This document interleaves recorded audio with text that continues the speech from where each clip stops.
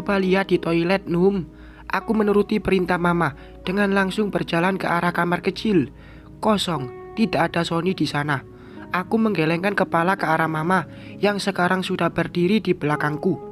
Oh, mungkin ke musola, Num. Kan sudah azan subuh, ujar mama lagi. Aku berpikir sejenak, lalu mengembuskan nafas lega. Ya, mungkin Sony sedang sholat subuh berjamaah. Rasa khawatirku sedikit berkurang setelah tahu kemungkinan besar Sony ada di tempat yang aman. Aku pun pamit pada mama untuk pergi ke musola. Bukan untuk menyusul Sony, melainkan untuk menunaikan ibadah sholat subuh karena aku tidak membawa mukena jika harus sholat di kamar Sanum. 2 rakaat sudah aku tunaikan. Kini mataku celingukan mencari sosok Sony. Namun ternyata di sini pun tidak ada. Aku keluar dari musola dengan hati yang tak tenang. Mungkinkah Sony sudah kembali ke kamarnya? Atau sebenarnya dia tidak ada di tempat ibadah itu? Pak, maaf ganggu sebentar. Apa Bapak lihat laki-laki yang jalannya pincang masuk atau keluar musola? Tanyaku pada petugas kebersihan yang tengah mengepel lantai. Tidak, Bu. Dari tadi saya di sini, tapi tidak melihat orang dengan ciri-ciri yang Ibu sampaikan. Oh, baiklah. Terima kasih, Pak, ucapku ramah, seraya menganggukkan kepala. Tidak ada. Itu artinya Sony memang tidak datang ke tempat ini. Terus, Sony di mana? Di kamar tidak ada. Di tempat ibadah pun tidak ada. Apa di kantin? Saat kaki ini hendak melangkah pergi ke arah kantin, suara seseorang memanggil membuatku menoleh. Mas Sandi. Dia berdiri, seraya melambaikan tangan menyuruhku menghampirinya. Terpaksa, aku mengurungkan niatku untuk ke kantin dan menghampiri mantan suamiku itu. Ada apa, Mas? Kamu mau kemana? Mas Sandi malah balik bertanya. Aku mau ke kantin, nyari sarapan. Terus juga mau cari Sony. Dia tidak ada di kamarnya, ujarku berkata jujur. Kamu ke kamar Sanum saja. Barusan dia bilang dan nyariin kamu. Untung saja ada mama. Biar aku yang nyari sarapan dan nyari Sony. Sekarang aku mau sholat dulu. Aku tak lagi bicara. Memilih kembali ke kamar Sanum yang katanya menanyakan keberadaanku. Saat aku masuk, ternyata putriku masih tertidur. Aku jadi curiga. Jangan-jangan Mas Sandi memang sengaja menghalangiku untuk mencari Sony. Sony sudah kembali ke kamar, tanya mama mengusap lenganku. Aku menggelengkan kepala, yang langsung dibalas kerutan di kening wanita itu. Sony masih di musola. Tidak ada, Ma. Dia tidak ada di musola. Tadi Ranum pun sudah bertanya pada orang di sekitar sana dan katanya tidak melihat Sony. Aku jadi bingung dengan dia. Kenapa pergi tidak bilang sama kita? Wajah mama berubah, semakin terlihat cemas. Aku mengambil ponsel, lalu menelpon nomor Sony. Tidak aktif. Laki-laki itu menonaktifkan ponselnya. Ya sudah, kamu tungguin anakmu saja, biar mama yang cari Sony. Mungkin dia nyari sarapan. Aku tidak bisa menolak, membiarkan mama pergi, meninggalkan kamar putriku. Sanum masih terlelap. Semalam dia terus rewel hingga susah tidur. Sekarang sepertinya sudah lebih baik. Tidak ada rengekan, juga tidak lagi mengigau seperti semalam. Aduh, mataku teralihkan dari ponsel ke wajah putriku yang menggeliat, kemudian membuka matanya perlahan. Sayang, ada yang sakit, tanyaku menghampiri. Dia merengut, lalu mengangguk pelan. Mana nak, tanyaku lagi. Badan aku sakit, Bunda. Terus ini nyut-nyutan. Sanu menunjuk keningnya yang berbalut perban. Mau Bunda tiup-tiup biar sakitnya hilang? Enggak. Maunya Sanum apa? Minum. Aku mengambil air kemasan lalu memberikannya pada Sanum menggunakan sedotan. Tidak berapa lama Mas Sandi masuk dengan 2 kantong plastik di tangannya. Dia membawakan sarapan untukku, juga makanan ringan bagi Sanum. Tidak lupa buah-buahan pun turut Mas Sandi bawa. Karena untuk makan, Sanum sudah mendapatkannya dari rumah sakit. Gimana Mas? Tanyaku. Setelah beberapa saat, Mas Sandi tidak membahas soal Sony. Dia yang tengah menyuapkan buah apel pada putriku menoleh sekilas, lalu kembali melihat pada Sanum tanpa ingin menjawab pertanyaanku. Sungguh menyebalkan. Katanya akan mencari, tapi pertanyaanku saja tidak ditanggapi. Mas, nanti dulu, Num. Apa kamu tidak lihat putrimu sedang enak makan? Janganlah ganggu nafsu makannya dengan membahas yang tidak penting. Tidak penting. Ingin rasanya aku menarik kerak kemeja yang ia kenakan agar tahu sekarang ini aku sedang tidak baik-baik saja. Namun rasa kesal dan marahku harus terpaksa ditahan karena ada gadis kecil yang tidak tahu apa-apa di sini. Menurut Mas Sandi, Sony mungkin tidak penting, tapi untukku dia menjadi salah satu orang terpenting dalam hidupku. Jangan tanyakan alasannya. Aku pun tak yakin dengan rasa ini, tapi begitu takut kehilangannya. Mas, tidak berangkat ke kantor, tanyaku setelah Sanum selesai sarapan. Alhamdulillah, anakku makan dengan lahap, meskipun lama dengan suapan yang kecil, tapi makannya lumayan banyak. Aku jadi tidak terlalu khawatir dengan kondisi dia yang tidak semengkhawatirkan kemarin. Aku ke kantor sebentar lagi.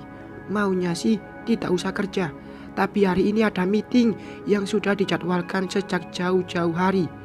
Tidak apa-apa kan jika ayah tinggal kerja.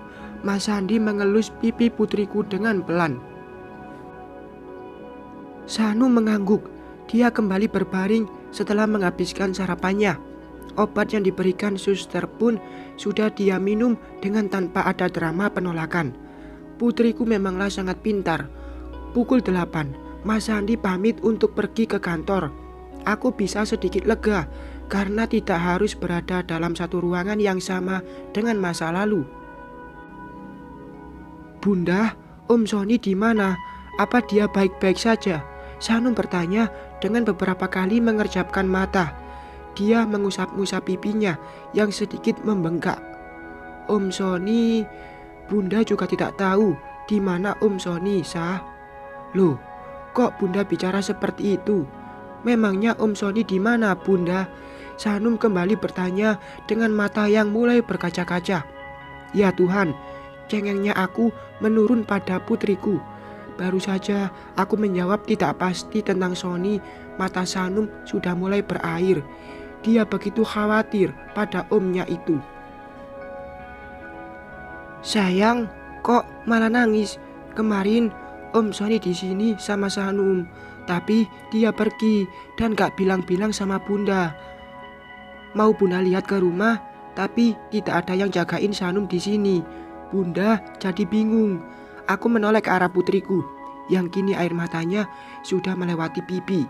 Segera aku menghapusnya, menghibur dia agar tidak lagi bersedih. Bunda, iya sayang, Bunda pulang saja.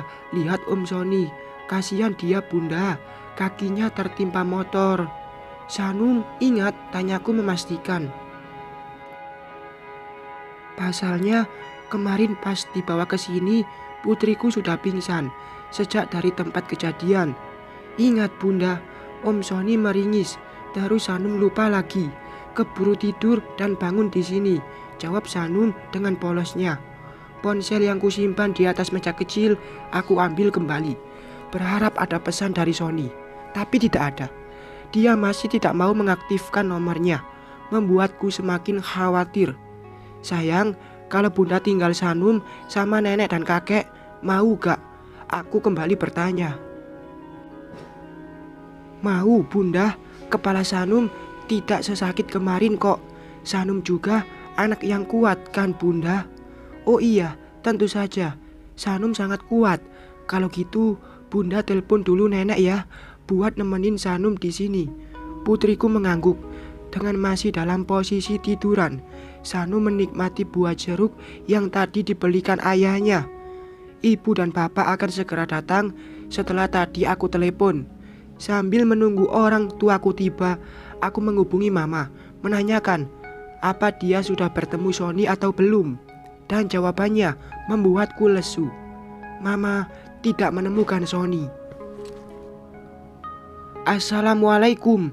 Aku menjawab salam ibu dan bapak yang langsung masuk menghampiri cucunya. Sudah mau makan ternyata. Pintar sekali cucu nenek, ujar ibu senang. Sanum tidak menjawab. Dia hanya mengangguk-anggukkan kepala dengan pelan. Setelah beberapa saat berbincang menjelaskan kondisi Sanum yang kata dokter tidak ada yang mengkhawatirkan, aku pun minta izin pada kedua orang tuaku untuk mencari Sony. Bapak dan ibu mengizinkan. Bahkan bapak menyuruhku membawa mobilnya agar aku bisa leluasa mencari keberadaan Sony. Tanpa menunggu nanti, aku langsung pergi ke tempat tujuan utamaku, yaitu rumah. Harapanku, Sony ada di sana, sedang berbaring atau tidur dan lain sebagainya. Mungkin kekhawatiranku akan sedikit berkurang ketika melihat dia baik-baik saja. Ranum, aku menoleh ke arah sumber suara, seraya menutup pintu mobil. Saat ini aku sudah sampai di depan ruko. Pak Haji Darmin berlari dari rukonya untuk bisa sampai di hadapanku. Gimana dengan anakmu? Kemarin Pak Haji kaget banget dengan kabar kecelakaan suami dan anakmu, Num. Alhamdulillah sudah membaik Pak Haji. Tapi apa Pak Haji lihat Sony? Sejak tadi pagi dia tidak ada di rumah sakit, ujarku, membuat Pak Haji Darmin mengerutkan kening. Lah, Pak Haji pikir dia kembali ke rumah sakit. Soalnya tadi pagi-pagi banget dia ada di sini. Benar Pak Haji, tanyaku sangat antusias. Beneran, orang tadi kita sempat ngobrol kok. Dan suamimu nawarin motornya. Katanya buat bayar biaya rumah sakit siapa? Sanum. Sanum. Aku tertegun, diam sejenak untuk mencerna ucapan Pak Haji Darmin. Pria dengan perut buncit itu manggut-manggut dengan masih menatapku. Sony menawarkan motornya untuk biaya rumah sakit. Maksudnya, sebentar Pak Haji, apa Sony hendak menjual motornya? Aku bertanya dengan sangat serius. Iya, dia ingin menjual motornya. Pak Haji kira anakmu parah, butuh biaya besar, hingga si Sony harus menjual motor. Bahkan Pak Haji sampai mikir, apa bapaknya anakmu tidak mau bantu biaya rumah sakit sampai-sampai suamimu harus jual motornya. Bukankah mereka adik kakak dan mantan suamimu itu orang kaya? Masa gak mau bantu biaya anaknya berobat? Ujar Pak Haji Darmin panjang lebar. Namun aku tidak terlalu menanggapi ucapannya. Yang sekarang masuk ke dalam otakku tentang Sony yang berniat menjual motor untuk biaya rumah sakit. Apa jangan-jangan sesuatu hal telah masuk ke dalam memoriku? Aku langsung pamit pada Pak Haji Darmin, lalu menjalankan mobil ke suatu tempat. Mudah-mudahan feelingku tidak salah. Mudah-mudahan Sony ada di sana dan aku bisa bicara dengannya. Sepanjang perjalanan, hatiku tak tenang, terus memikirkan Sony dengan segala kemungkinan yang dia alami. Mobil sudah aku hentikan di depan sebuah kedai kopi yang cukup ramai. Namun, aku tidak menemukan Sony di sini. Tidak ingin jadi orang bodoh yang hanya melihat tanpa bertanya, aku pun masuk dan menghampiri Nabila yang tengah melayani pengunjung. Bill, Sony di sini. Ada Mbak Ranum. Mbak, Sony. Bila, aku istrinya. Jangan sampai kamu aku tuduh sebagai pelakor karena menyembunyikan suamiku. Di mana Sony? Ujarku dengan mengancam wanita itu. Di belakang, Mbak, di tempat istirahat. Tapi ada Aku tidak memperdulikan kata-kata selanjutnya dari wanita itu. Aku langsung pergi ke arah di mana Sony berada. Ceraikan Ranum dan ambil semua uang ini. Bukan hanya uang, aku juga akan membebaskanmu dari tanggungan rumah sakit Sanum. Aku memegangi dada yang berdetak sangat kencang ketika mendengar seorang lelaki dewasa berbicara di dalam ruangan kecil di depan sana. Gimana Sony? Masih ingin jadi suami yang tidak becus atau memilih jadi anak muda yang banyak uang? kamu bisa menunjuk wanita manapun, lalu mengajaknya kencan dengan uang itu. Syaratnya hanya satu, ceraikan Ranum. Jelas, kata-katanya sangat begitu jelas di telingaku. Aku tidak akan menjual istriku, Mas. Sony berucap pelan tapi tegas. Kamu bukan menjualnya, tapi mengembalikan pada orang yang tepat. Ambil uang ini, lalu talak dia. Darahku berdesir panas. Amarah yang menggebu melumpuhkan ingatanku. Hingga akhirnya aku menerobos masuk. Lalu plak, plak. Bersambung.